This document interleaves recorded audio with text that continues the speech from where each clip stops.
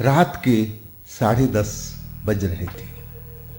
Railway की line, railway की पटरी अंधेरे में डूबी हुई दिखाई दे रही थी। सिग्नल ग्रीन था। थोड़ी ही दूर पर जाकर के एक स्टेशन था और एक लड़का एक लड़की रेल की पटरी के बीचों बीच खड़े हैं।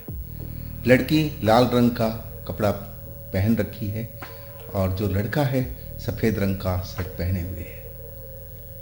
और ट्रेन जो है वो नज़दीक आती जा रही है, लेकिन ये दोनों लोग जो रेल की पटरी पर खड़े थे और एक दूसरे में खोए हुए थे। इनको होश नहीं था कि हम रेल की पटरी पर बीचों बीच खड़े हैं और ट्रेन हर पल नज़दीक आती जा रही है।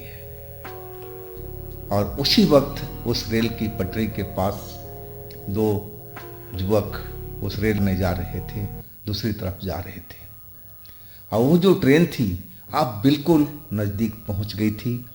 कुछ ही पल में उन दोनों को कुचल सकती थी जो लड़का लड़की ट्रैक पर खड़े थे।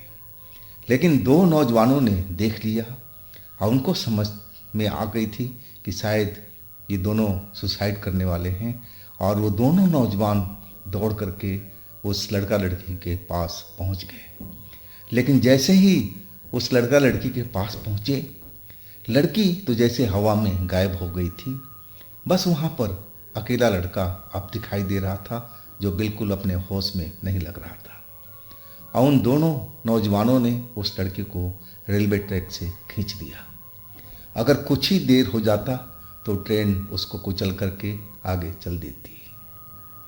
तो नमस्कार दोस्तों, मैं हूँ राज। आप देख रहे हैं हाईवे 33। ये जो कहानी हमें दिए हैं, भेजे हैं, हमारे पुराने सब्सक्राइबर हैं। नाम है इनका सुनील। सुनील जी यवतमाल जिला के रहने वाले हैं, महाराष्ट्र के। तो आगे कहानी में चलते हैं, लेकिन जाने से पहले दोस्तों, अगर आप मेरे चैनल पर पहली बार जुड़े हैं और अभी तक चैनल को सब्सक्राइब नहीं किया है तो प्लीज़ कर लीजिए और साथ में बेल आइकन को ज़रूर दबाइएगा, वो भी ऑल पे करके। तो चलते हैं आगे की कहानी में। दोस्तों, ये कहानी है अशोक जी का। अशोक जी का नाम अशोक भाई है।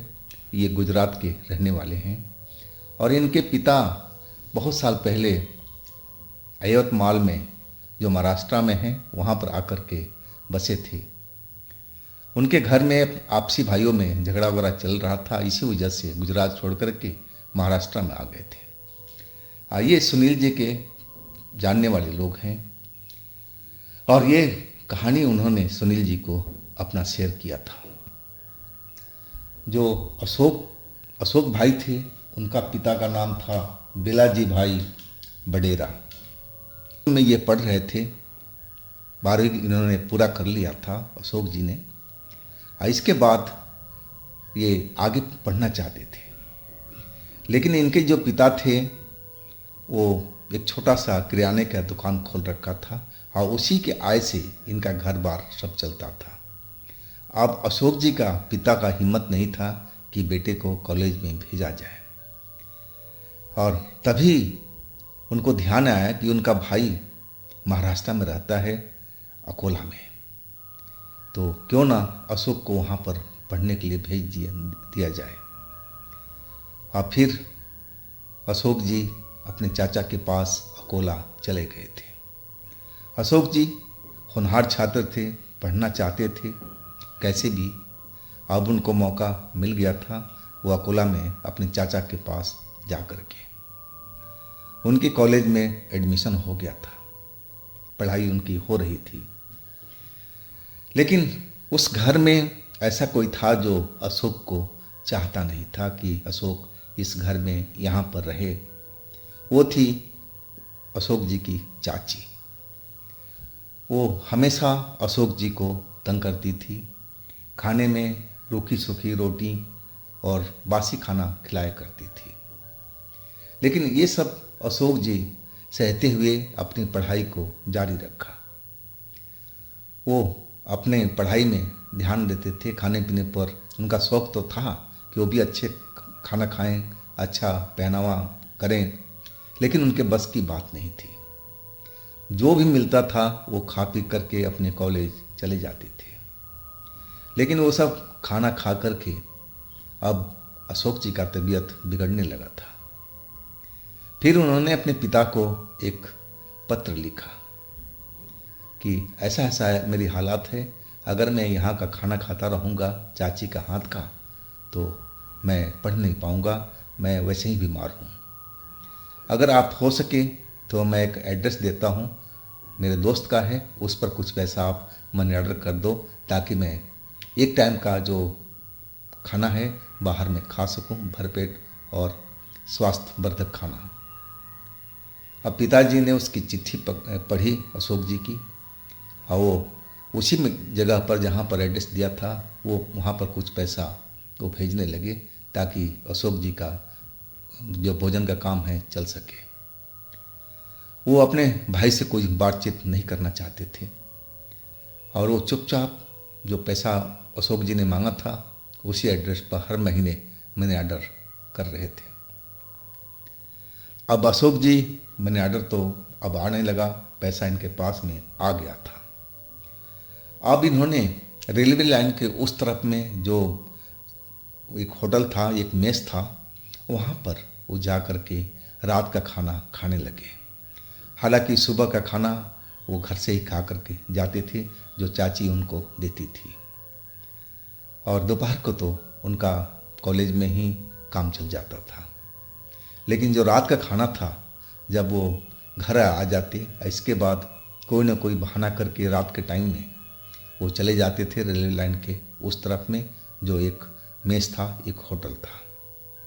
अब हर रोज़ ऐसा ही चल रहा था अशोक जी के साथ में। और मैं बता दूं कि जो रेलवे लाइन था वहाँ पर 2 साल पहले एक जवान औरत का लाश पाई गई थी रेलवे ट्रैक पर। वो जवान महिला थी, ना जाने उसकी मौत उस जगह पर कैसे हुई। और उसके बाद में वो औरत अब रेल की पटरियों पर दिखाई देने लगी एक चुड़ैल के रूप में। वहाँ का जो लोकल रहने वाले हैं लोग, वो बताते थे कि 2 साल के जब उसकी मौत हो गई थी, उसके बाद रेलवे की पटरी पर वही औरत दिखाई देने लगी थी पटरियों पर। जो लोग रात के टाइम में उस पटरी को पार करने की कोशिश करते थे, अगर लोग साथ में हों, झुंड में हों, तो वो नज़र नहीं आती थी। हाँ, जब भी कोई अकेला इंसान होता था और जवान होता था, तब उसको नज़र आती थी, और फिर उसको वो अपने जाल में फंसाती थी सुंदर बन कर के। और जो भी इंसान होता था अकेला, अब उसके जाल में फंस जाता था। इसके बाद में उसकी लाश उसी रेलवे ट्रैक पर पाई जाती थी अगले रोज।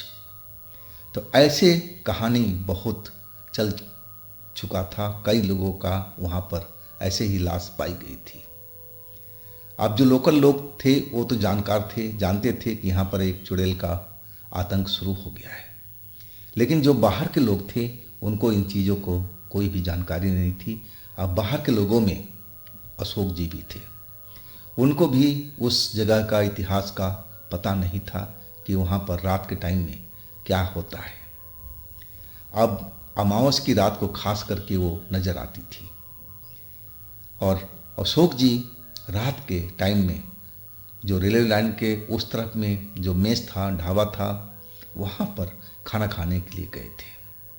और संजोग से वो रात अमावस की थी, और उधर से जब खाना खा करके अशोक जी अब वापस आ रहे थे रेल की पटरी पार करके, फिर वो अपने चाचा के घर पर जाते। जैसे ही वो रेलवे के पटरी पर पहुंचे तो उनको एक औरत दिखाई दी, बहुत ही सुंदर औरत। वो रेल की पटरी के बीचों बीच खड़ी थी, और अशोक जी उसको तो देखते रह गए थे। पास में ही सिग्नल था जो लाल हरा होता रहता था गाड़ी आने जाने के टाइम में। और उसी के पास में वो औरत दिखाई दे रही थी। और वहीं से रास्ता था पार करने का पटरियों का। जब अशोक जी उस जगह पहुंचे, अशोक जी भी जवान थे, उनकी उम्र 20 साल के आसपास रही होगी, थोड़ा ज़्यादा या आसपास, जवान थे भी। और उस औरत को सुंदरता देख करके वो देखते ही रह गए थे। ऐसी सुंदर उन्होंने अपनी लाइफ में कभी देखी नहीं होगी, इतनी ही मोहक सुंदरता थी उसकी। और उसके चेहरे में ना जाने क्या जादू था कि वो उसकी तरफ खींचते हुए चले गए। वो औरत उनको बुला रही थी, पास में आ जाओ, पास में आ जाओ, कुछ बात करनी है। अब अशोक जी उसके बिल्कुल नज़दीक पहुंच गए थे। जब वो नज़दीक पहुंचे तो जो पास से उसको देखा तो और उनका जो दिल था धड़कने लगा था कि कितनी सुंदर औरत है ये, काश ये मेरी दोस्त होती, ये मैं इससे बातचीत करता। इनके मन में उमंग जागने लगी थी, उसकी सुंदरता पर मोहित हो चुके थे। हालांकि इनकी उम्र कोई ज़्यादा नहीं थी, लेकिन उस औरत ने ऐसा जाल ही फैलाया हुआ था कि अब उस जाल में अशोक जी फंस गए थे। अब अशोक जी उसके पास पहुंच करके और बातचीत करने लगे। वो औरत नाम, पता, कहाँ के रहने वाले हो, सब कुछ पूछ रही थी। और फिर अचानक उस औरत ने अशोक जी के चेहरे पर अपना हाथ रखा।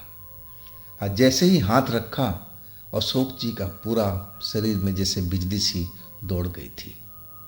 उनको लगा कि जैसे हवा में उड़ रहे हों, बिल्कुल वो अपना जैसे चेतना खो रहे हों, उनको ऐसा ही महसूस हुआ था उस टाइम में। अब अशोक जी बिल्कुल अपने होश में नहीं थे। अब वो समझ नहीं पा रहे थे कि कहाँ पर हैं, कुछ भी उनको पता नहीं है।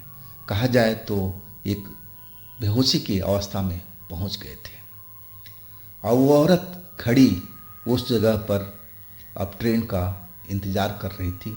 सिग्नल हरा हुआ पड़ा था और वो उसी का इंतज़ार कर रही थी कि कब ट्रेन आए और कब अशोक जी को उसके आगे धकेला जाए। अशोक जी तो अपनी बेहोशी की हालत में थे, उनको तो कुछ पता भी नहीं था कि उनके साथ में अगले पल क्या होने वाला है। लेकिन संजोग से दो लड़के उसी ढाबे से खाना खा करके वही रास्ते से आ रहे थे उस रेलवे लाइन को पार करने के लिए। उस तरफ में कॉलोनी थी, तो वहीं के रहने वाले थे जहाँ पर अशोक जी का चाचा रहा करते थे, उसी कॉलोनी में। अब उन्होंने देखा, दोनों लड़कों ने, कि अरे यहाँ तो एक लड़का लड़की रेलवे ट्रैक के बीच में खड़े हैं और लग रहा है कि ये सुसाइड करने वाले हैं। और ट्रेन भी अब आ रही थी, ट्रेन की आवाज़ सुनाई दे रही थी, ट्रेन की लाइट भी नज़र आ रही थी। अब दोनों लड़के भी बाहर के थे, उनको भी नहीं पता था कि यहाँ का इतिहास क्या है, ये जो लड़की खड़ी है लाल कपड़ों में कौन है। उनको भी कुछ विशेष जानकारी नहीं थी उनके बारे में। वो भी जैसे अशोक जी थे वैसे ही ये लोग भी थे, ये भी बाहर के रहने वाले थे। अब दोनों को देख करके वो बचाने के लिए सोचने लगे कि भाई, एक दूसरे से लोग कह रहे थे कि भाई इसका मदद करना चाहिए, इनको ऐसे छोड़ना ठीक नहीं है, जल्दी चलो, नहीं तो ये ट्रेन देख रहे हो ना बहुत स्पीड से आ रही है, इन दोनों को कुचल देगी। और दोनों लड़के भागते हुए अशोक जी के पास पहुंच गए थे। जो लड़की उनको दिखाई दे रही थी, और जैसे ही वो दोनों लड़के उस अशोक जी के पास पहुंचे और उसी वक्त में वो लड़की जैसे गायब हो गई हो। लड़की तो वहाँ पर थी नहीं, देखते ही देखते वो हवा में जैसे कहाँ गायब हो गई, ये पता भी नहीं कर पाए। लेकिन उन्होंने सोचा कि शायद हमारी आंखें धोखा दे रही हो, लड़की कहीं भाग गई हो। अब लड़का है खड़ा यहाँ पर। अब अशोक जी को उस टाइम उन्होंने अपने हाथों से पकड़ा और उस रेलवे लाइन से खींच करके और साइड में ले आए। और उसी वक्त में धड़धड़ाती हुई ट्रेन गुजर गई। अगर थोड़ा सा ही देर होता तो वो ट्रेन अशोक जी को कुचल करके निकल जाती। इसके बाद भी अशोक जी अपने होश में नहीं थे, वो बेहोशी की हालत में अभी भी थे। अब ट्रेन तो चली गई। अब वो दोनों जो लड़के थे अशोक जी को होश में लाने की कोशिश करने लगे। थोड़ी देर के बाद में अब अशोक जी अपने होश में आए और फिर क्या देखते हैं तो लड़की से बातचीत कर रहे थे। वो लड़की कहाँ गई, ये दो लड़के कौन हैं जो इनको यहाँ पर रोके रखा है। अब एक दूसरे को वो दोनों पूछ रहे थे कि आपने मेरे को क्यों पकड़ा है। और जो लड़के दोनों थे वो पूछ रहे थे भाई तुम अपनी जान क्यों देने जा रहे थे रेलवे लाइन पर, अगर हम नहीं आते तो ट्रेन तो तुम्हें कुचल करके निकल जाती। अब जब अशोक जी ये बात सुने तो डर के मारे कांप गए। आखिर ये माजरा क्या है। वो तो एक सुंदर लड़की से बातचीत कर रहे थे और फिर ना जाने उनको क्या हुआ कि सब कुछ उनको कुछ भी याद नहीं आ रहा था। उस वक्त में बस उनको इतना महसूस हुआ था कि जैसे बिजली का करंट उनके शरीर में दौड़ा हो और फिर वो अपना होश खो बैठे थे। वो अपने मस्तिष्क से याद करने की कोशिश कर रहे थे कि उसके बाद क्या हुआ, लेकिन उनको कुछ भी याद नहीं आ रहा था। अब जो दोनों लड़के थे कि भाई देखो यहाँ तो ट्रेन जाती रहती है और अंधेरा काफ़ी हुआ पड़ा है, तो यहाँ रुकना ठीक नहीं है, तुम अपने घर चलो। किस कॉलोनी के रहते हो। और संजोग से उनके वो उसी कॉलोनी के वो दोनों लड़के भी निकले और फिर अशोक जी को वो लेकर के गए। अब अशोक जी उस घटना को लेकर के बड़े तनाव में थे। वो सोचने की कोशिश कर रहे थे कि आखिर ऐसा कैसे हो सकता है, वो सुंदर लड़की कहाँ गायब हो गई और मैं भला क्यों अपनी जान देने पर उतारू था, जैसे वो लड़का दोनों कह रहे थे। अब इसी चक्कर में वो रात को सो नहीं पाए थे। खैर सुबह में थोड़ी सी उनको नींद आई और फिर अपने कॉलेज पहुंच गए थे। अपने कॉलेज में जा कर के जब लंच का टाइम हुआ, जो उनके लोकल लड़के थे, उनके जो दोस्त थे, वो अपनी कहानी उनसे शेयर किए कि भाई रात में ऐसा मेरे साथ में हुआ है। अब जो लोकल लड़के थे वहाँ के अशोक जी की बात सुनकर के एकदम घबरा से गए थे। वो कहने लगे, अरे अशोक, वो तो चुड़ैल है जो तुम्हें रात में दिखी थी। ऐसा तो कई सालों से चल रहा है। डर के मारे कोई अकेले जवान लड़का उस ट्रैक पर जाता नहीं है। और फिर वो कहानी बताने लगे कि उस औरत का लाश जो है पटरी पर पाया गया था। वो औरत कैसे मरी कोई जानता नहीं था और 2 साल तक तो वहाँ पर ऐसा कुछ नहीं हुआ, लेकिन 2 साल के बाद में वही औरत वही कपड़ा पहने जो उस टाइम पहन रखी थी और उसी कपड़े में वो अब दिखने लगी पटरियों पर। और उसका शिकार सिर्फ जवान लड़के हुआ करते थे। जिस लड़के को अपना टारगेट कर लेती थी, बना लेती थी, जो अकेले उस पटरी पर आता था, तब उसका बचना मुश्किल था। वो ऐसा माया जाल बनाती थी कि उस चक्रव्यूह में वो लड़का फंसी जाता था और फिर उसकी लाश अगले दिन उसी पटरी पर पाई जाती थी। अब जो धीरे धीरे ये बात थी हर जगह पर फैल गई थी। सब जो लोकल लोग थे उनको जानकारी में आ गया था। तो जो भी जवान लड़के थे, चाहे अकेले जो भी जा रहे हैं पटरी के पास से, वो अब कतराने लगे पटरी से जाने में। अब इसका हल्ला गुल्ला तो हर तरफ में हो गया था, लेकिन कोई न कोई अनजान लड़का उस रेलवे ट्रैक पर आके फंसी जाता था और फिर उसका हाल वैसा ही होता था। अब उन्होंने अशोक जी से पूछने लगा कि भाई तेरे ऊपर में तो वो चुड़ैल सवार नहीं हुई है ना। अब अशोक जी को कैसे पता कि उनके ऊपर में चुड़ैल सवार हुई कि नहीं हुई, लेकिन उनकी बात सुनकर के अशोक जी बेहद डर चुके थे, बहुत घबराए हुए थे कि उस रात को जो हमारे साथ में हुआ क्या वो वही चुड़ैल थी? अब इस डर से अशोक जी का हालत खराब हो गया था। अब तो वो उस मेज पर जाते थे खाना खाने के लिए, वो कई दिन तक तो गए नहीं, डर के मारे। वो जो भी घर में रूखी सूखी उनकी चाची खाना देती और वही खा करके गुजारा करने लगे थे। और कभी भी सोचते कि उस तरफ जाऊं, लेकिन उनका हिम्मत नहीं पड़ता था कि उस जगह पर जा कर के रेलवे लाइन को पार करें। लेकिन उनके पास, उनके शरीर में उस चुड़ैल का कोई साया नहीं था। अगर होता तो अशोक जी को पता तो जरूर चलता, लेकिन ऐसा कोई बात नहीं हुई थी अशोक जी के साथ में। लेकिन थी कितनी खतरनाक बात ये, अशोक जी का रात को उस चुड़ैल से मिलना और फिर उनके साथ ऐसी हादसा होना। तो दोस्तों, ये थी आज की कहानी। अगर आपके पास भी ऐसी कोई घटना है जो आप मुझे बताना चाहते हैं तो आप मुझे इंस्टाग्राम पर या मेरे व्हाट्सएप नंबर पर ज़रूर शेयर कीजिएगा। और दोस्तों, ये भी चैनल आप ही का है, तो इसको भी थोड़ा अपना प्यार दीजिए, लाइक कीजिए, सब्सक्राइब कीजिए, शेयर कीजिए। और फिर हम मिलते हैं अगले दिन एक नई कहानी में। आप लोग अपना बेहद ख्याल रखिएगा। नमस्कार।